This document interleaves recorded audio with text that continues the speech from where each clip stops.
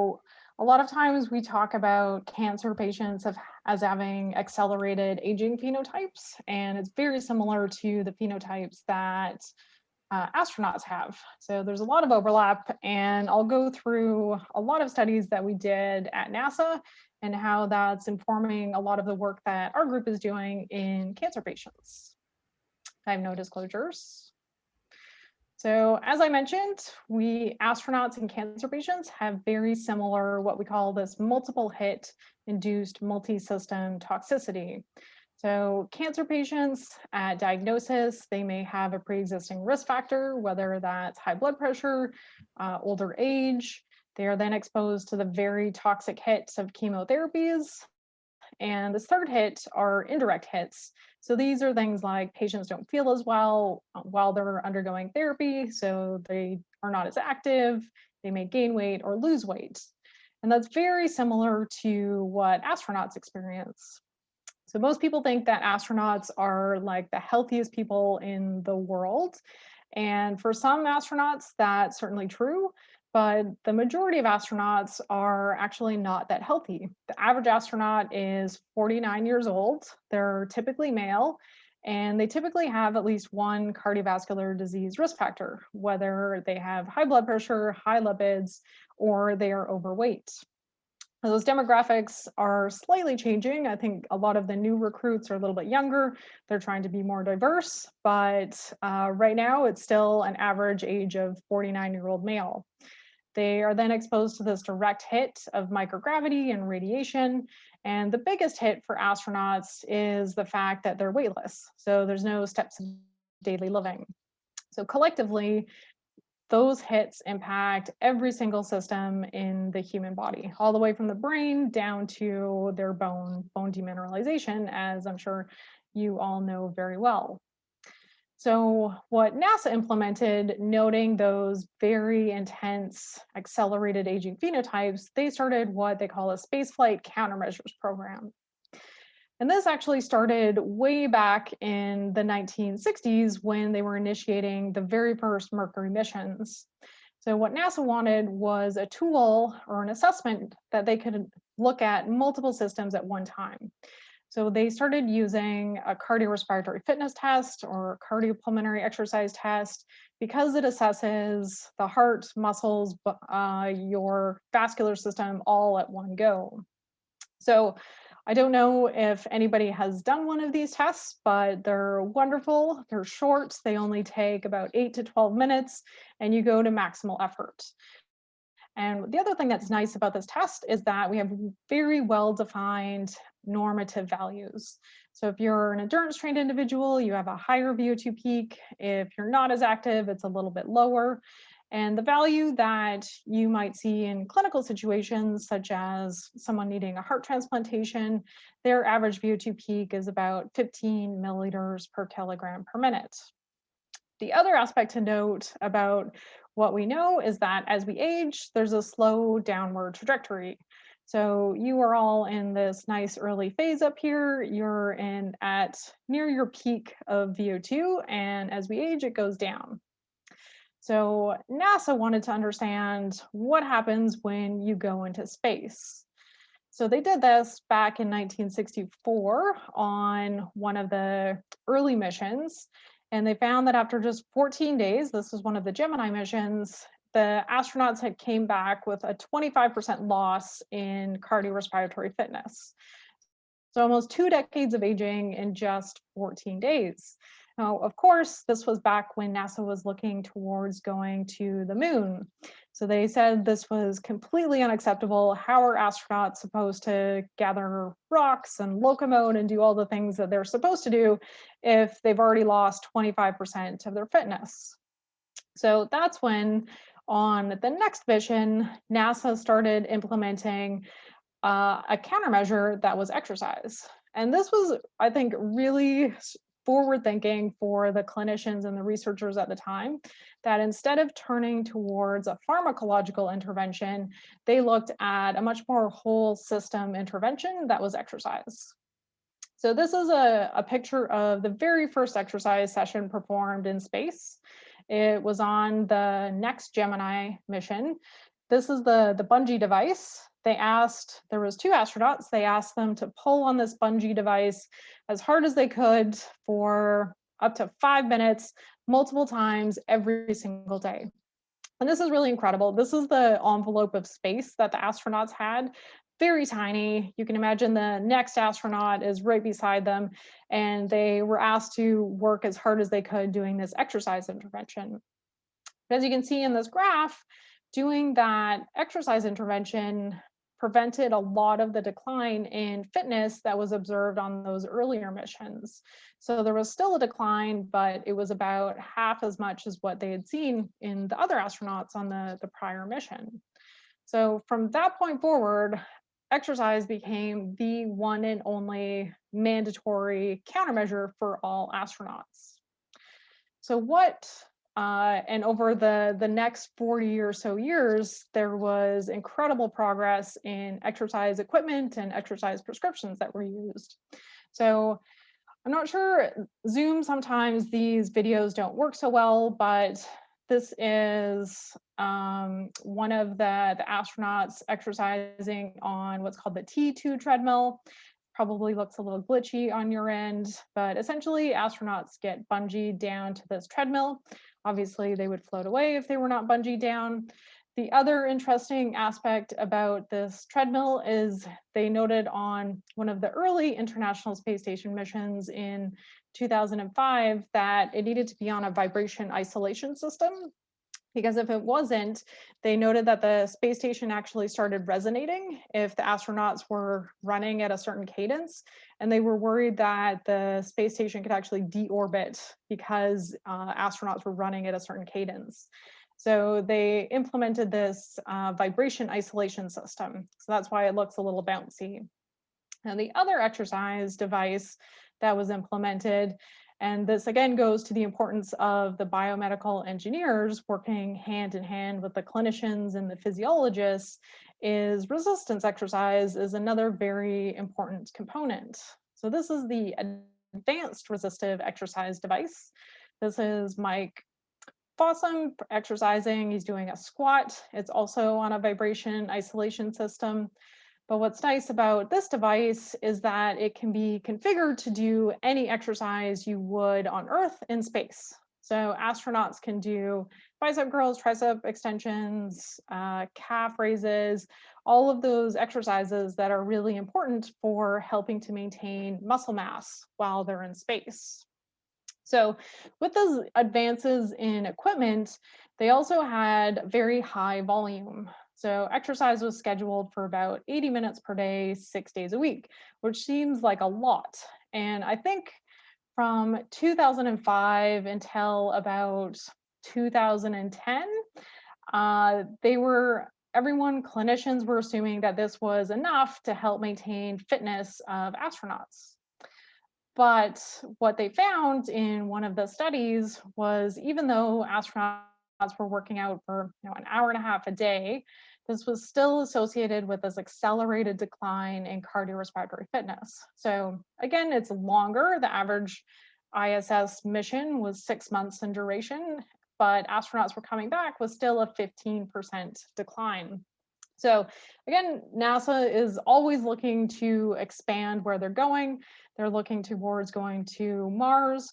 So again, the thought is, how can we send astronauts on a 3-year mission when they're losing 15% of their fitness in just 6 months with our current exercise program?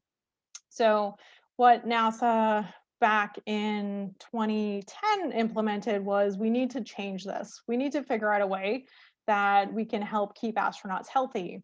And that's when I had the good fortune of going down to Johnson Space Center, and I started my postdoctoral fellowship there. And one of the first projects that I worked on was a spaceflight analog project. So as I'm sure many of you know, there's very few astronauts that fly per year. There's typically 6 astronauts in a single year, and maybe 3 of them will volunteer to participate in a study. So it's very limited participants. So to test a lot of their new devices and new approaches, NASA uses an analog, which is a 6-degree head down tilt bed rest. And they use 6 degrees of head down tilt because it simulates those fluid shifts that astronauts experience. They typically have about 2 liters of fluid that moves from the lower body to the chest and the head. And we chose 10 weeks because that was kind of the limit of what people were willing to volunteer to do, to lie in bed for 10 weeks. So what we did was a randomized trial where we picked an astronaut-like cohort. So we were trying to get older participants who maybe had a cardiovascular risk factor, and they were randomized to a diet alone group, a diet and exercise group, and the third group was a diet, exercise, and testosterone supplementation group. So they were in this head down tilt position for 10 weeks. And what was really unique about this study is we also had this other arm that we added a little later on to test a new exercise device that would maybe be added to some exploration missions. So it was much smaller than the big treadmill and the resistance device. It kind of combined those two into a single device. So with this study, it was probably the most tightly controlled experiment ever performed in humans. I think it's more tightly controlled than a lot of animal studies that I've seen. So our participants were monitored for 24 hours a day by a person to make sure that they didn't break their spaceflight-like position. So they had to stay in that 6-degree head down tilt. Everything was done, toileting, showering, everything. They had a standardized sleep and wake schedule. So it was lights out at 10 and they lights on at 6 a.m. Their diet was so tightly controlled that if they didn't finish an item from breakfast, an item of isocaloric content was then added to lunch or dinner or whatever the meal was, so that it was the same content. We measured resting metabolic rate and energy expenditure, monitored all fluid intake and output.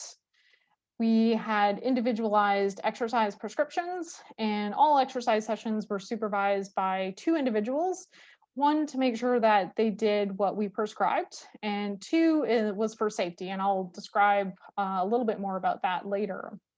So again, super controlled, and it was a little bit challenging. We thought it would be challenging to actually recruit participants for this once they learned about all of the requirements. But NASA sent out an ad, and we actually had over 10,000 applicants, and we only had 30 spots. So we actually had to select our participants very carefully, and which worked out in our favor. So as we went through this study, we had 2 key challenges that we were hoping to address. The first was, how do we improve physiological monitoring? So on the ISS, the standard for a lot of these tests was we would get pre and post measures. So we knew what astronauts were going into space with, but we didn't know what happened during space. And then we would find out 6 months later that they had lost almost 20% of muscle or cardiorespiratory fitness or some other metric. And what we really wanted to do was look at how can we do dynamic monitoring of multiple systems. So we wanted to know if astronauts were losing, say, muscle mass in their first month, we could maybe implement an additional intervention to help offset or mitigate some of the loss that we might see. So one of the first challenges that I worked a lot on was, how do we monitor muscle? What NASA was using at the time was MRI, which is still the gold standard, where we get these very nice images and we can quantify a lot of leg muscle. That's the muscle that is typically lost in spaceflight. Obviously, you're not walking around, so astronauts were losing up to 30% of leg muscle size. What was available on the ISS was an ultrasound machine. And for my PhD, I did a lot of work in cardiac ultrasound. So I kind of got handed this project saying, well, you know a lot about ultrasound, see what you can figure out to work with muscle. So what we started with is very commonly used in clinical settings is just looking at thickness. And it's the single muscle, typically the rectus femoris. It's pretty tiny. It doesn't really tell you much of what's going on with your whole leg. But we started with thickness, and we actually tried it out with one of our astronauts. So this is, again, Mike Fossum. He's got the ultrasound probe. We're at Johnson Space Center, Mission Control, and we're guiding him through trying to acquire these images. And before flight, we very carefully monitored or set up these measurement placements all along his leg. And we were trying to quantify, get at these exact points 5 centimeters from your kneecap and measure your muscle size. Unfortunately, it didn't work well at all. So we were getting pretty terrible images from Mike. And if he was 1 centimeter too high or too low, we got vastly different images. So what we knew we needed a different approach, and we started with panoramic imaging. So this is just like your phone. If you scan across an image, it'll stitch it together and create a single panoramic mode. Ultrasound was starting at that point as well. So if you scan across your leg muscle, you can get this pretty nice image that looks kind of like what you would see with MRI. We asked Mike to try that again in flight, and we were getting not great images. So just like when you're using your phone, if you are not in a constant plane, if you go up a little bit or if you backspace a little bit, the image looks terrible, and that's what's happening with ultrasound. So, and what Mike mentioned was that he needed something to help guide his ultrasound as he went around the leg. So we thought we could solve that. We actually went to Bed Bath & Beyond, and we got some flexible kitchen cutting board. We cut slats in the cutting board, and we tried it on the ground. We had a couple of participants, and it turns out that that actually helped our images tremendously. So we were getting these images that look very similar to MRI images, where you can very carefully quantify each individual muscle, which is what we really wanted for spaceflight. And we could also get this in the calf. So here we're looking at the gastrocnemius lateralis and medialis. So these were pretty nice, but we knew we couldn't send kitchen cutting boards into space. So luckily the engineers at NASA developed much nicer ones for spaceflight. So they're ribbed, and what we wanted to do was look at every single slice up the leg, and then we could actually get a volume of what's happening while they're in space. So what we did with our bed rest study, our 30 participants who were lying in bed for 10 weeks, is we took at 13 different time points throughout bed rest. We looked at matched ultrasound and MRI images. And what we found was that they were very closely matched, especially for the upper leg. It was not as good for the calf, but it was good enough to let us know that we could start trying this out in astronauts. So this is, again, one of our astronauts who is now doing our what we call our teleguided self-ultrasound scanning of muscle in space. So that was one of our big wins, was that we did actually solve one of these big challenges that NASA had, was how do we monitor muscle? So now NASA has taken that a step further.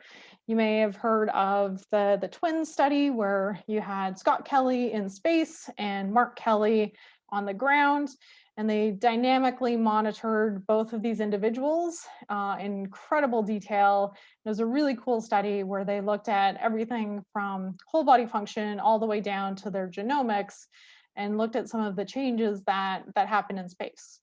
Again, it was only one individual, but it really highlights what NASA can do and what's possible. So the second challenge, so we want to do physiological monitoring. The second challenge was exercise. We knew that the current prescription was not enough. And what astronauts were currently doing is what we call a linear moderate intensity exercise. So it's basically every single time the astronauts exercised, they were at about 70% of VO2 peak the whole time. It's very safe, but it's not very effective. Some of the alternatives that were put forward was these linear high intensity. So you may have heard of HIT. A lot of these home-based exercise programs like Peloton, it's a lot of HIT exercise. NASA was concerned with safety. If an astronaut does high intensity exercise every single time, every single day, there's a higher likelihood of injury. It's very effective, but they weren't okay with the safety profile. The second alternative is this nonlinear program, which is very similar to how athletes train, where athletes will typically do a higher intensity day followed by a lower intensity day, and it just alternates between some very high intensity days and some lower intensity days that are a lot of walking. And that's what NASA selected, was let's test this nonlinear program. So again, I mentioned the importance of engineers and why we needed 2 individuals to supervise the exercise sessions. Was we had to figure out a way to enable our participants to exercise while maintaining their spaceflight-like environment. So trying to maintain that horizontal frame. So how do you have someone do a squat horizontally? It's not easy. This is the horizontal squat device. Very important exercise for astronauts to maintain their leg muscle mass. So we've got, this is one of my colleagues, Kirk, who is testing it out. He's doing a very heavy load, but it was a complicated engineering continuum to get these individuals to be able to do a squat. The greater challenge, I think, was how do you get somebody to use treadmill while being horizontal? And again, the engineers, they designed this very clever system. And I'm sorry if it's glitchy because it's a very nice video showing somebody who's actually walking on a wall. So they designed a horizontal treadmill where an individual is bungeed onto a tethered system, and they just do all of their exercises while lying down, all that lying down. Now, part of the fun part of being at NASA is you get to try and test a lot of these devices out. So this was one of our zero gravity flights. I'm sure you may have heard of the vomit comet. We were testing out whether the ground reaction forces were similar to what we observed in astronauts, while as in the treadmill that we were using in our bed rest participants. This is the profile of what the plane does. So essentially, the plane goes up at a 45-degree angle, it levels off, and this is where you start to get about 20 seconds of low gravity. It's not microgravity, but it's low gravity where you're floating in the plane. And they repeat that parabola 20 times in a row. The plane turns around, and then you do another 20 times. The plane turns around, you do another 20 times. So you do that repeatedly. And all the while, you have about 20 seconds to try and collect your data before you're slammed into the bottom of the plane again. So a very intense, I would say 2 hours of my life was doing this experiment where we're trying to collect ground reaction forces on the treadmill. So I'm not going to go into detail on what we found with the bed rest study. We found essentially that nonlinear exercise does mitigate that accelerated physiological decline. So we looked at everything from the brain using MRI down to our exercise tolerance, cardiorespiratory fitness, and across all of these systems, that nonlinear program was very effective. And that's what astronauts are currently using. So to look at the big overview of NASA's Spaceflight Countermeasures program, they're starting to use some deep and dynamic phenotyping. So NASA is looking at everything from behavior all the way down to some genomic levels. And when we look at exercise, which is again the mandatory intervention for astronauts, this was the profile of before exercise intervention. NASA's implemented exercise across the spaceflight continuum. So they do exercise once they're assigned a mission. So they start exercise for prehabilitation, and the goal is to augment reserve before they go into space. During space flight, they do exercise all throughout the mission. And then the day that they return to Earth, so right now, this may change, but right now astronauts land in Kazakhstan.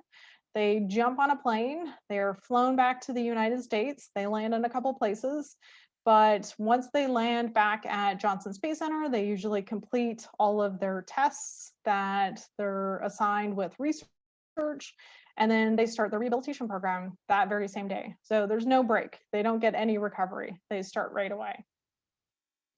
So that is kind of the big overview of what NASA is doing. And my transition is I was working on this program, which was very exciting. I got to do a lot of fun things, but I also realized all of these things were geared towards helping 6 or 7 astronauts per year. So there wasn't a big, widespread impact. And a lot of my colleagues were working in oncology, and that's where we noted some of the similarities between astronauts and cancer patients. And one of my former colleagues from Canada, he actually started at Sloan Kettering, where I'm at now, and he recruited me and said, why don't we try and start a program where we can apply some of those tools that astronauts use to try and help. There's millions of cancer survivors in the United States. So that's where we started. So now I'm just going to go through some of the work that we've done looking at what happens to cancer patients while they're undergoing cancer therapy and how we can offset that with exercise. So this is the graph I showed before, where we looked at 10 years of healthy aging is associated with 10% decline in fitness. And we can see with various cancer therapies, very similar accelerated aging phenotypes to what we saw with astronauts. So AC is anthracycline therapy, 12 weeks, 10% decline. Bone marrow transplantation, a very big hit to the system, 25% decline in just 6 weeks. So very dramatic hits to the system. And just to highlight some of the similarities, this is the mission from back in the 60s.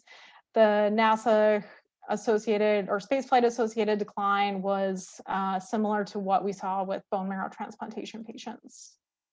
What's concerning for patients is that once you've recovered from therapy, the thought is that you're no longer receiving chemotherapy, this toxic hit, that your fitness will just spontaneously recover. So we looked at this in 140 breast cancer survivors. They were 3 years post-therapy. So if there was any recovery, it should happen, compared to healthy age-matched individuals in blue who had no history of cancer. So what we saw was that for every decade, breast cancer patients in purple had a much lower cardiorespiratory fitness compared to the healthy controls.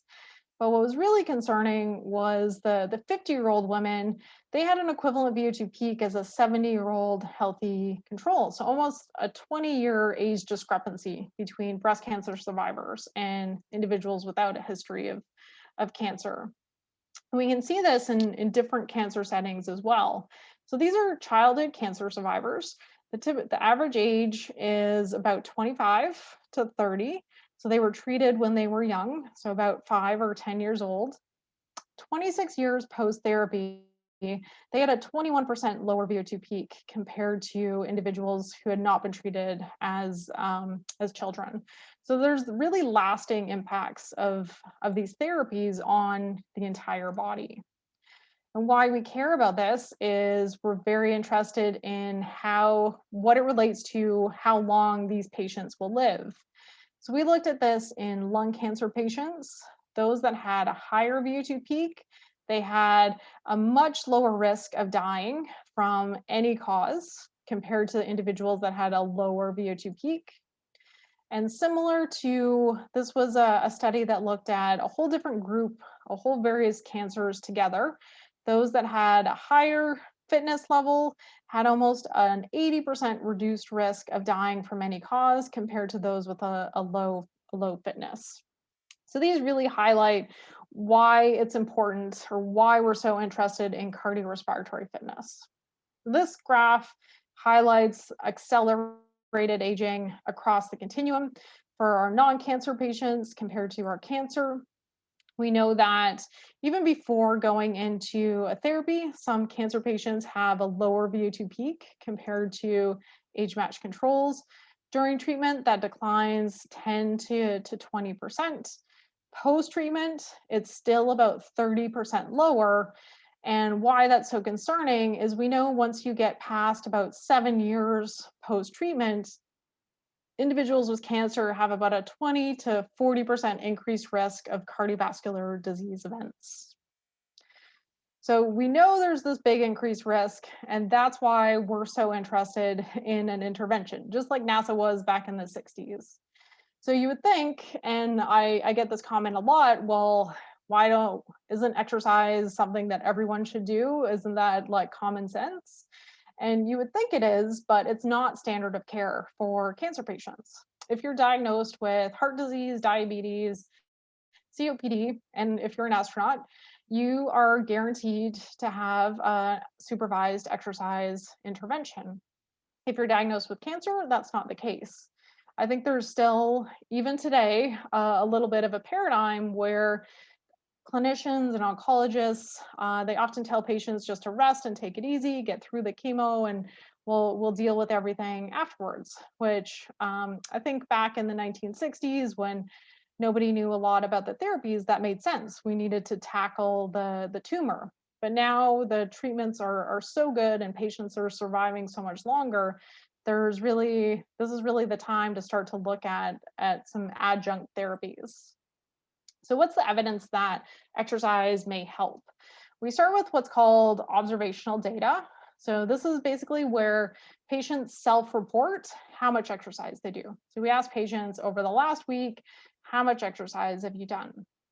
We found that in breast cancer survivors, the higher dose of exercise that they reported, the lower the risk of cardiovascular disease events. And very similar to adult survivors of childhood cancer. So the more, in this instance, even doing, these are in 3 Met hours per week, so this is about half an hour of vigorous exercise per week. This decreased the risk of dying from any cause by about 20%. So I challenge often any clinicians to come up with some other pharmacological intervention that can reduce the risk of dying by 20%, like exercise can. There's very few that have a similar benefit.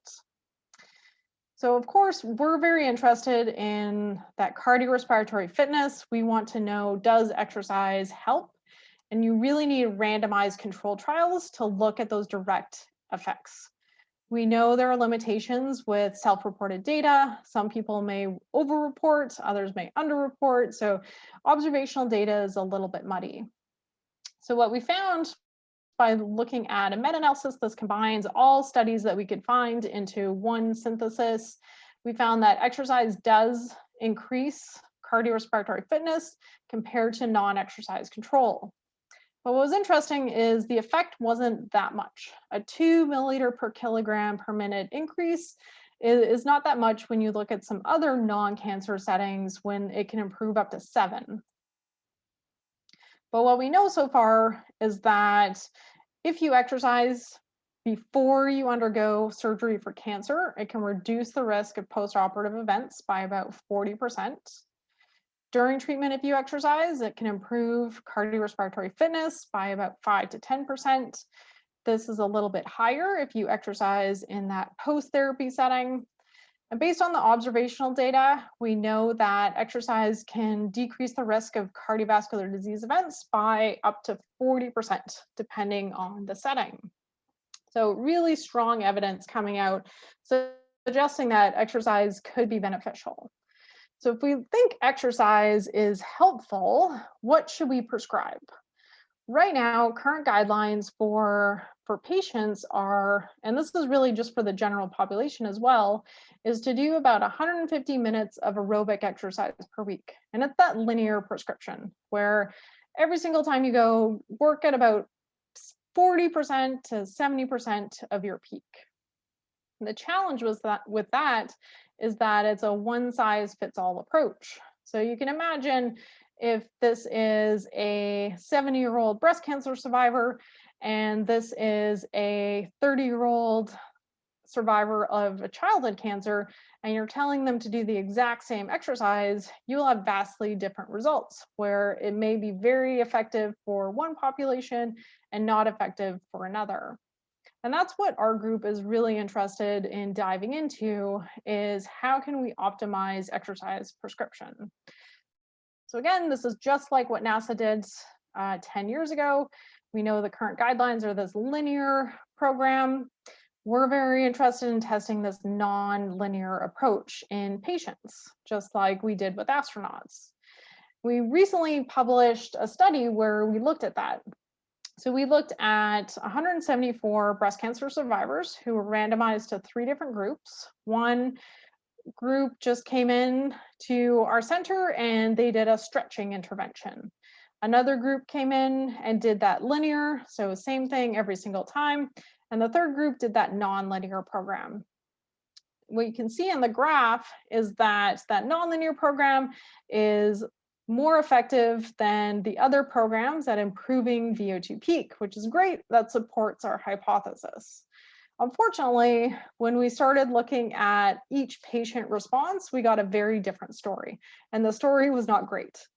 We found that regardless of whether patients were randomized to this linear or the nonlinear arm, the majority of patients were what we call these low responders or non-responders. Only about 30% of patients had a meaningful improvement in VO2 peak. So that's where our group is going next, is we want to figure out an exercise program that can make all of these patients have a meaningful improvement in VO2 peak. So we just started this trial where we're randomizing a new group of patients to 4 different exercise sessions, where maybe if we ask patients to do 300 minutes per week, that will improve the number of responders that we have. Or maybe it's the time that we need. Maybe these patients need a longer time to adapt to a different exercise program. Standard programs are typically about 16 weeks. So we're going to see if 32 weeks of exercise may help optimize some of that response. So in the last few minutes, I'll go into a few future directions that we're looking at, and some of it we started before COVID, and some of it we started as a result of COVID. But a lot of it is driven from NASA's paradigm, where we're trying to look a lot deeper at patients. Right now, a lot of centers, including us, we would only look at cardiorespiratory fitness. We may look at another organ, we may do an echo to look at heart, but we really want to capture the entire patient, just like we did with astronauts. The challenge with trying to capture the entire patient is that it's center-based. So we have to get patients to come into the city, into Manhattan, which is not an easy task for a lot of patients. Even if you live in the city, it can take an hour and a half to take the subway to get to where MSK is. So what we've started doing is digital and dynamic phenotyping. We give every patient a watch, a scale, a blood pressure cuff, and all of it is Bluetooth linked. And we get all of that data daily from patients. So we can start to look at their daily activities and daily habits and try and understand what's going on. We've also started exploring whether we can look at teleguided self-assessment, like what we did with our astronauts, where we were down at Mission Control at Johnson Space Center, guiding astronauts on the space station, and starting to use that in our patients. So if we give patients one of these handheld ultrasound devices, can we start to guide them to monitor muscle mass? The other challenges, looking at some of these cellular networks and molecular networks, a lot of those can be blood-based or stool-based or urine-based. So we solve that problem by having phlebotomists go to patients' homes, they collect the samples, and then they deliver it back to MSK. So again, it's patient-focused as opposed to center-focused. The other challenge was how do we deliver our exercise intervention? When I started at MSK, we had a lab where we had a line of treadmills and we would have patients come into MSK for their sessions 3 to 5 days a week. This was a huge burden for patients. It's not like a pharmacological intervention where you can just ask patients to take a pill, and they can do that anywhere. So what we started doing is we actually deliver treadmills to patients' homes. So we have each patient gets a treadmill, a tablet, they get an iPad, and we supervise every single session from MSK. Although now our exercise physiologists are at home, So everybody is remote, but that's where it initially started. We had our quote unquote mission control at MSK, and patients were at all of these centers around the tri-state area. So the final approach that we're trying to delve into is how can we take a more data-driven approach? And this involves a lot of machine learning. How do we integrate all of those different inputs into a single synthesis and then output it so every patient gets an individualized exercise prescription? I don't think every patient getting 300 minutes a week, I still think we'll have non-responders. So this is where maybe some patients need more resistance training. Other patients, it's probably too much. They probably don't need 300 minutes and they're fine with 90 minutes. So I think we're starting to look at different ways where we can really individualize our exercise prescription, just like a lot of cancer therapies are very individualized based on tumor type. So that's the quick summary of NASA and cancer. But the first take-home point is cardiorespiratory fitness. It's a very important marker across the cancer continuum as well as for astronauts. Exercise therapy, it's a very robust tool. It mitigates accelerated physiological aging. But I think we're now at the inflection point where we'll start using some more personalized and digitized approaches where we can optimize response for every single patient. So that is my talk. These are my people. This is the team at MSK and all of the collaborators at NASA and different universities across the United States. So I'm excited to answer some questions. Yeah, that was fascinating, actually. That was really, really cool. A lot of information to take in, but it's very exciting to see the future directions and to understand how work at being done at NASA that usually applies to 6 or 7 people can be applied to, you know, a vast majority. One question that I did have is, you mentioned in the very beginning that the average age for a astronaut candidate is a 49-year-old male with cardiovascular issues.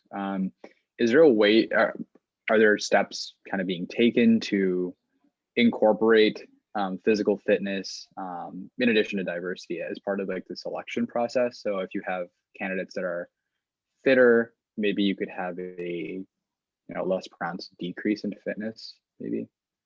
Yeah, so it's interesting. Every selection, so astronaut selection, they go through fitness tests, they go through strength tests. So it's monitored, but it's not really counted into the selection. So obviously there's a ton that goes into selecting an astronaut, and fitness is, I think it's considered, but if there is a great candidate who has so many other qualities that NASA is looking for at that moment, they will overlook fitness. So that's been NASA's approach for at least since the 80s when they were doing the shuttle missions. So, and now that they've started ISS, that has been the approach. I think it's different now because they're starting to look at different missions. So they're on Orion missions, exploration missions, they're looking towards going to Mars. So I think the candidates that they will have to select for those missions will be very different than the ISS missions. The other thing to note about ISS is, although it is not ideal, there is a bailout option. So astronauts, if something terrible happens, they can be back on Earth pretty quickly. That's different than when you're on exploration class, whether it's the moon, you're outside of low Earth orbit. It's a very different scenario. So I think they need a very different individual going on those missions. Gotcha. Yeah, because I know that there's somebody in the current, like, who is a current astronaut who was a former Navy SEAL, and that was really surprising to me because we have an individual that is relatively young with a very high level of fitness versus previous astronauts that seemed much older. So that's just kind of why I was curious. It seems like Yeah. Newer people seem a bit younger. And even, across, it's just like everyone, there's a huge range. So there are Mm. super fit, SEAL, like crazy ultra endurance astronauts. And there are those that hate exercise and they only do it because it's mandatory. So there's a huge spread, just like anything. Gotcha. Yeah. Do you guys have any questions you can think of Yeah, at the so I moment? had I had a question as well. And then, I also saw that you have Dr. Plaut Snyder on the screen right now. She actually had spoken with us like kind of recently. So that's just Yeah. something. Yep. She was the one that led the bed rest study. Oh, very Hopefully she cool. talked about it. Mm. Did she talk about it? Oh, yeah. Yeah, I think she had Yeah, spoken she about did. it. Mhm. And then my question was, you had talked a lot about like this individualized like system that for each patient in terms of like the length and like what exercises they were doing. Is there anything you noticed between like the age of the patient or their type of cancer or things like that that related to what like regimen was best for them or that worked best? Yeah, that's a good question. So we looked at a lot of different factors. So age was one, their prior treatments, because I think that was the one of the most important, whether they had chemotherapy that's very toxic or radiation or surgery. So a couple of factors played into how they responded. But the one that was the most was their dose of chemotherapy. So chemotherapy is very toxic, and the higher your dose, the more damage to the system. So I think that is the key factor. Every patient needs chemotherapy because it gets rid of the cancer. So we need to figure out ways that we can work with what happens after they've received that chemotherapy. Okay. Oh, thank you. And then if you wait longer to start like the exercise and things like that, like if you're like 5 years out based if you're like 2 years out or 10 years out, is it like more difficult to regain like the same fitness level or what you should be at per your age? Excellent question. And we don't know. Nobody knows. So when you look at the field of exercise oncology, it's very, I would say, not really random, but it's a little bit select on what studies are chosen. And it's often convenience based. So what patients can you access? Where's the biggest population? So at MSK, we have a very large breast cancer population. So we always try and target, our studies so far have been 1 to 5 years post treatment, because we think that is maybe an optimal window when you can have a change. But our thinking is changing a little bit if we look at astronauts who start exercising the day that they get back. Maybe we should be exercising patients during treatment, or the day that they finish treatment, start exercising. So those are a couple of other questions that we're starting to explore is, what is the optimal timing to start an exercise intervention? Okay, thank you.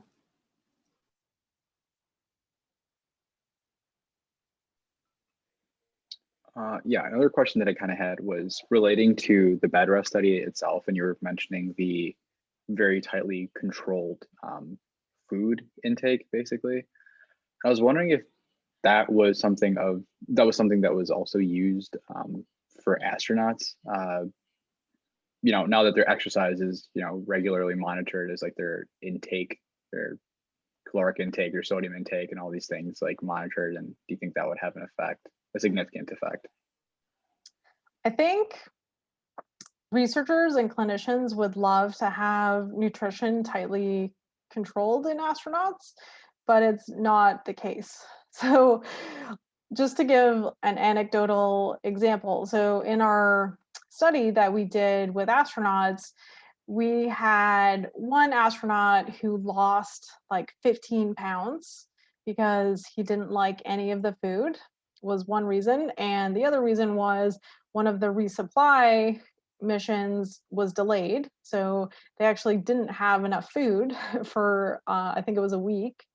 And then we had another astronaut that gained 20 pounds because he really liked the brownies or whatever their some treat that he really liked.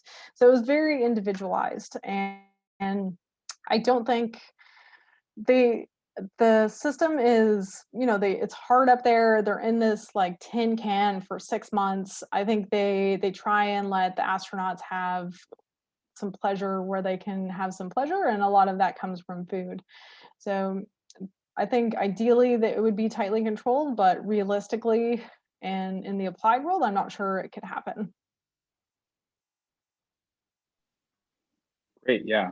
I think all these are the previous speakers that we've had. I think for me, space food has been a topic of great interest. I think people have probably noticed, but yeah, it's really interesting, I think. Cool. And is diet, so I know you're focusing on exercise, oncology, and these kinds of things, but is diet part of your considerations at MSK for your ongoing study or your future study? Because you're mentioning the current model of exercise you have isn't really, I don't want to say working, but it's not up to expectations, let's say. But do you think diet has a role in that? And I mean, maybe you can't really control it, that you can't tell people what to eat and what not to eat, really. But what do you think? Yeah, it's so interesting you asked that. So I'm an exercise person. I got my PhD doing exercise. So when I joined NASA, I would have told you it doesn't matter what you eat. If you exercise, who cares? I can tell you now that's not the case. Based on our bed rest study, so we had that one group that did nothing, right? They lay in bed for 10 weeks and they did absolutely nothing. So my hypothesis going into that was that their cardiovascular system would be terrible. Their lipids would go up just because they're lying around doing nothing. But their diet was so well controlled, their cardiovascular system, like their blood biomarkers, were totally fine. They had no changes, even though they lay around and did zero, absolutely nothing for 10 weeks. So that really changed my perspective on the importance of diet. And coming into the oncology world, their exercise and diet are two separate worlds. So there's very few people that do combine those two worlds because you need expertise in both, and it's very, very challenging. One of my colleagues, Neil Iyengar, he is a breast medical oncologist. He is attempting to do that unthinkable, is combine those two worlds. So he is starting, I think he's actually got 5 patients on trial right now, where he is doing a plant-based intervention diet and our very tightly controlled exercise intervention. So he is having food delivered to patients through a company. It's called Plantable, and he's having our patients do our tele-X intervention, and his primary endpoint is it's not VO2 peak, it's looking at tumor biology.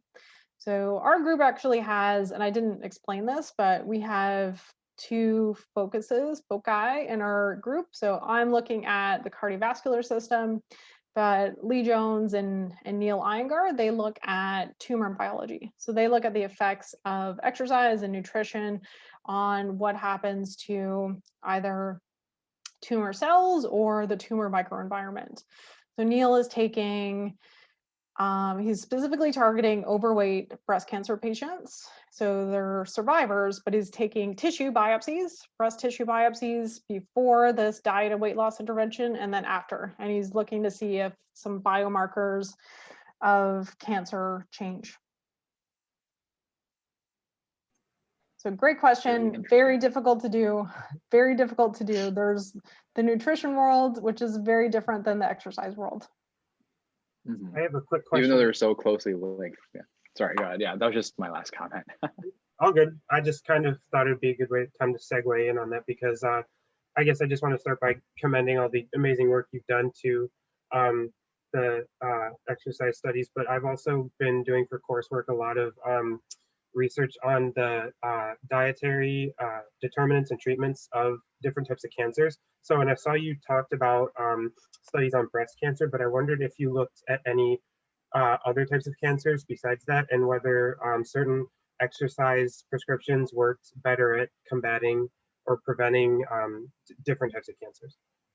Yeah, so there's a whole line of observational data mostly. So again, we know that there are caveats with that observational data showing that exercise and diet is very effective at preventing, say, 90% of the cancers. There are certain cancers that they don't show a benefit, and I think those are like pancreatic cancer, so some very aggressive tumor types that are a little bit tougher to control with some lifestyle factors. But for the majority of cancers, exercise is beneficial and diet is beneficial in offsetting the incidence as well as the recurrence. So we know those two things for sure. What we don't know is once you have it, once you have a cancer, does exercise or diet, does it slow the progression? So those are some questions that really need to be addressed with randomized control trials. And again, they're so hard to do.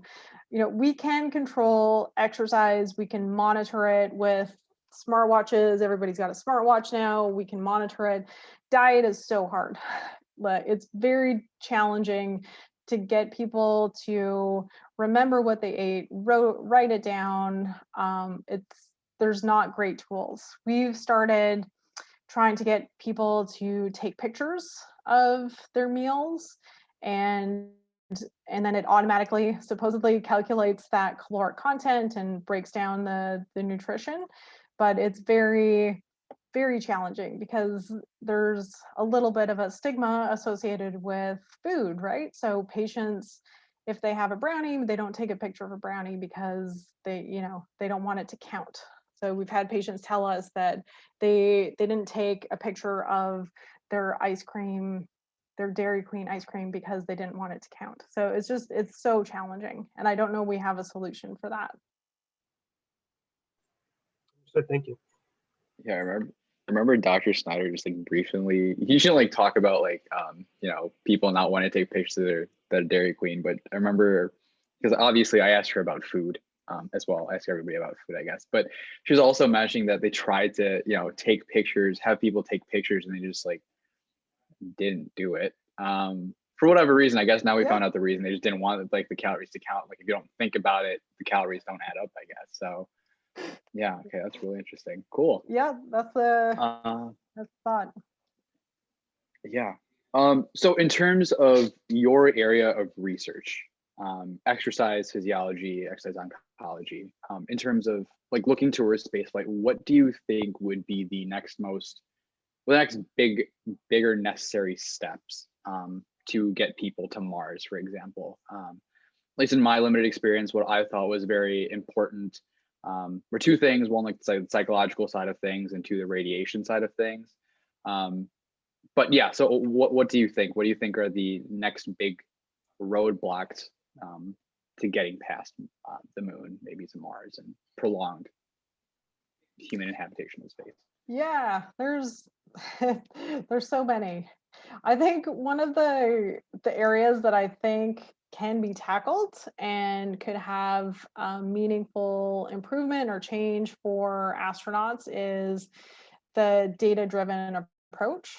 So where you take all of these inputs, so all these physiological systems, you put it into a data soup, and then you output either a nutrition prescription or an exercise prescription that astronauts need to follow.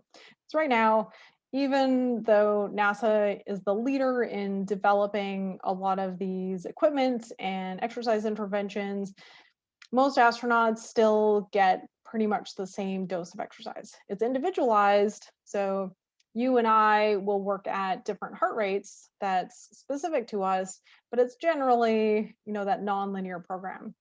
So I think that's the next phase, is how can we tell individual astronauts what they need to do, which helps on both ends, because obviously, for example, if we say every astronaut needs to do 500 minutes of exercise per week. That's a lot of consumption of oxygen and scrubbing CO2 and consuming water. So if there is one astronaut on that crew who does not need that much resources in terms of maintaining and exercise, that helps the engineers and all of the other systems as well.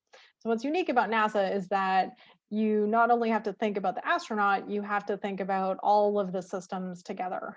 So you have to think about, okay, if I ask someone to do a high intensity exercise session, they will output X amount of CO2, which this system needs to scrub that CO2 and produce this much oxygen. So there's all these other layers that you need to start to think about as you go on these very isolated, self-sustaining missions.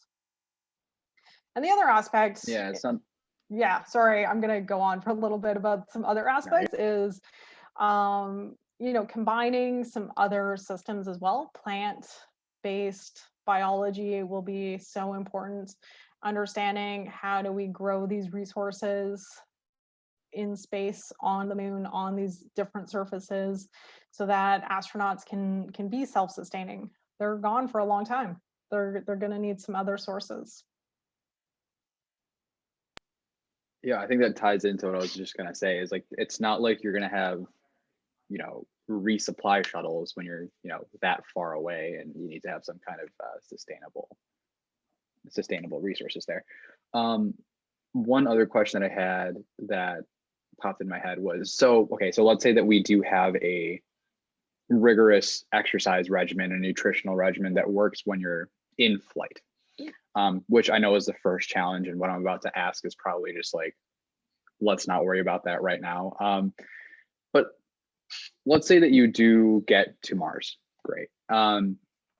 When you come off of the planet, the change in gravitational environment and the new physiological stresses, how do you think you would kind of adapt to that in terms of exercise and nutrition?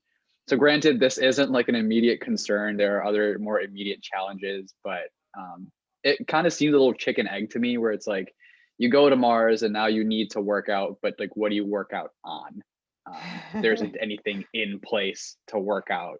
Do you just do like squats with rocks or something? Or like, Yeah. What do you do? So yeah, what are your thoughts on that? Yeah, I think those are great questions. And that's where the engineers are so important. I think there's been so much talk, and I don't know if any of your other speakers have talked about it. You could ask the next speaker about some artificial gravity. It's been on and off for as long as I've been involved in spaceflight, is, whether the mission that goes, whether it should have some artificial gravity, or whether the system on the lunetary surface, whether it should have some artificial gravity, just so that the shock of being exposed to another gravitational load is not so high.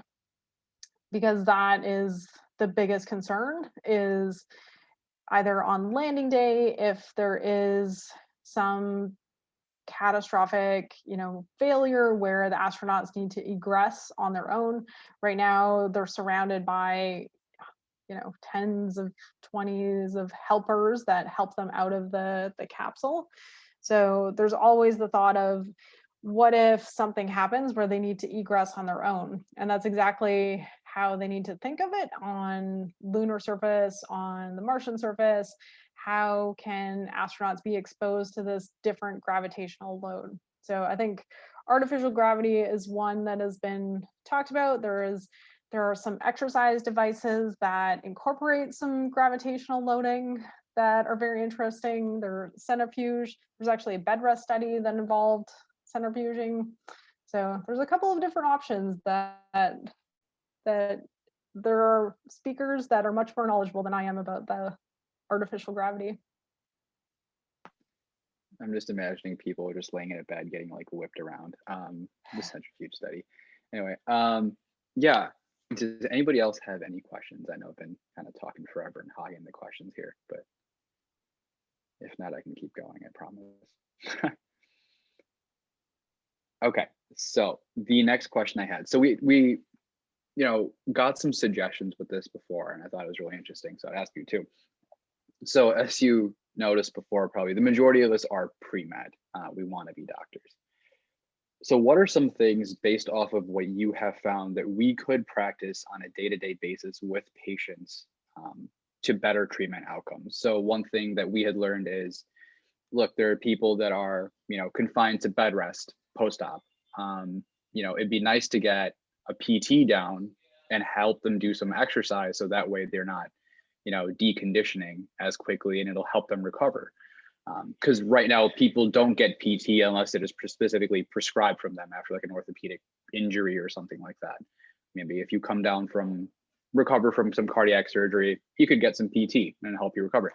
Things like that. So what are some tidbits, if any, that you think that future physicians could use when working with patients on Earth on a regular basis? Yeah, I think it's so specialty dependent. So if you're an ER physician like my husband, it's a very different scenario than if you're a primary care physician who's dealing with, a whole host of different things. So it's hard for me to answer because the spectrum is so broad and it's so dependent on your patient population. I can think of my example in oncology. What is the most helpful thing oncologists can tell their patients is the lifestyle factors. Is diet and exercise make a difference? And hammered home, people listen to their physicians. We researchers can yell from the mountaintops how important exercise and diet is, but it really comes down to patients trust their physicians, and if you can impart even a little piece of the importance of diet and nutrition, that will stick. And hopefully, whether it's days, months, years down the road, patients can make a meaningful change if they need to. That is my one piece of advice.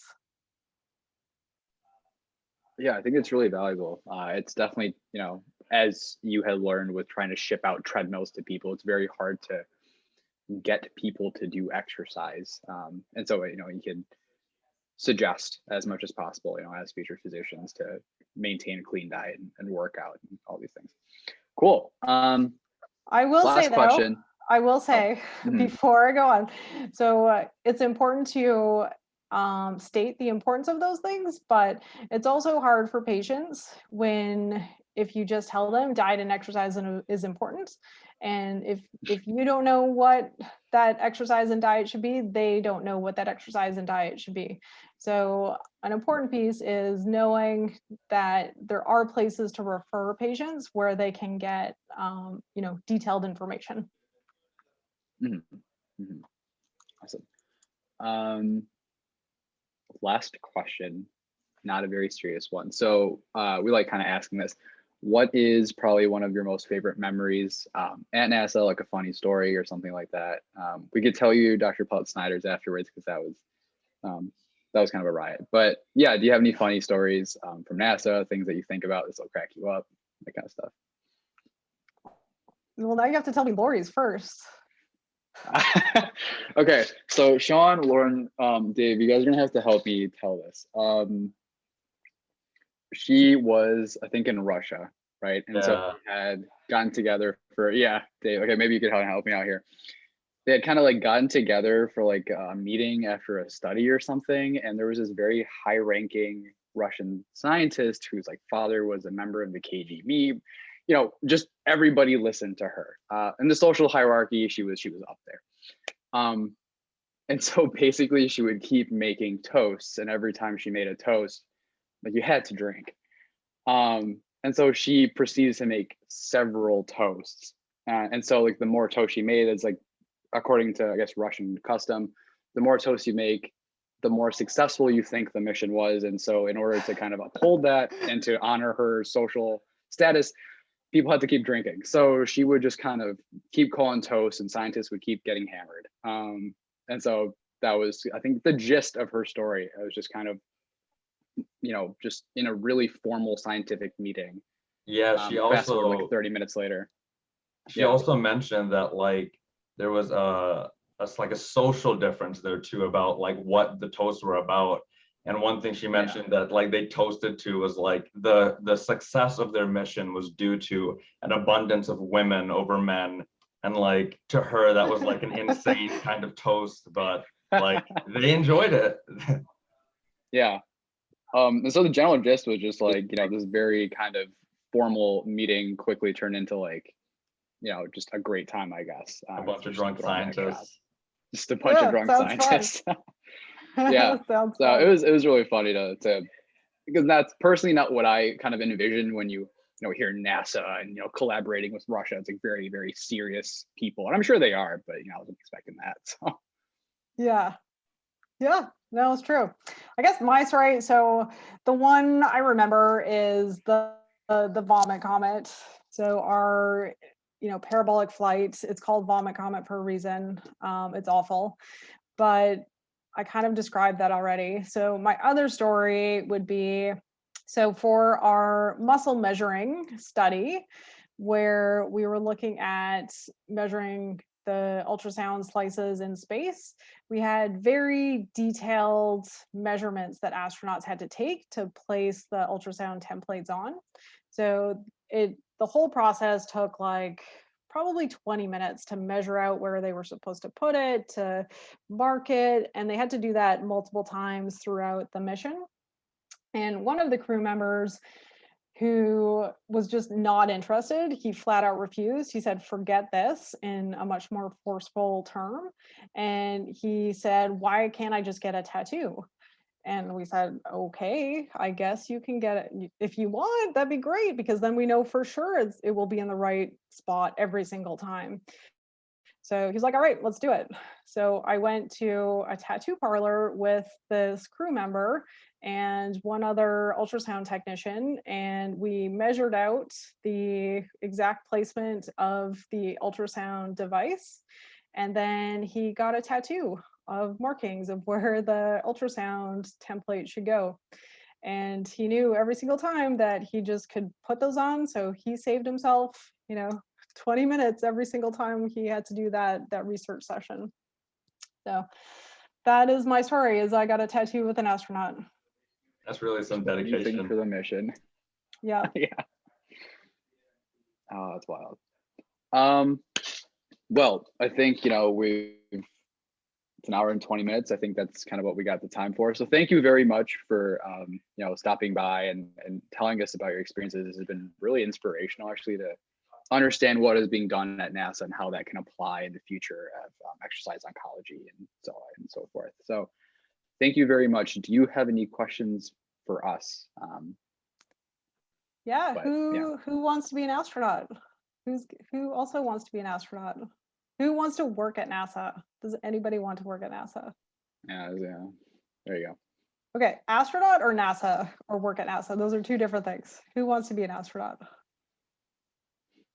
I'll try it. Try my hand at it. So, which is interesting because I thought there would be a lot more people I'd be excited to, Alex wants to be an astronaut. I thought there'd be a lot more people that are excited to be astronauts, but it's like a lot of people want to work at NASA, but like a few people want to be astronauts. But yeah, I think that'd be pretty cool. Yeah, nice. Working at NASA is fun too. I'm sure you've heard there are ways to get down there once you've got your clinical degree. There's the NASA Space Medicine program where you can go do a rotation. So there's lots of different ways to get down there. Yeah, we know there's like a program through UTMB that you can kind of, collaborate with NASA with, and there's some residencies that are coming up aerospace related. So the future is bright.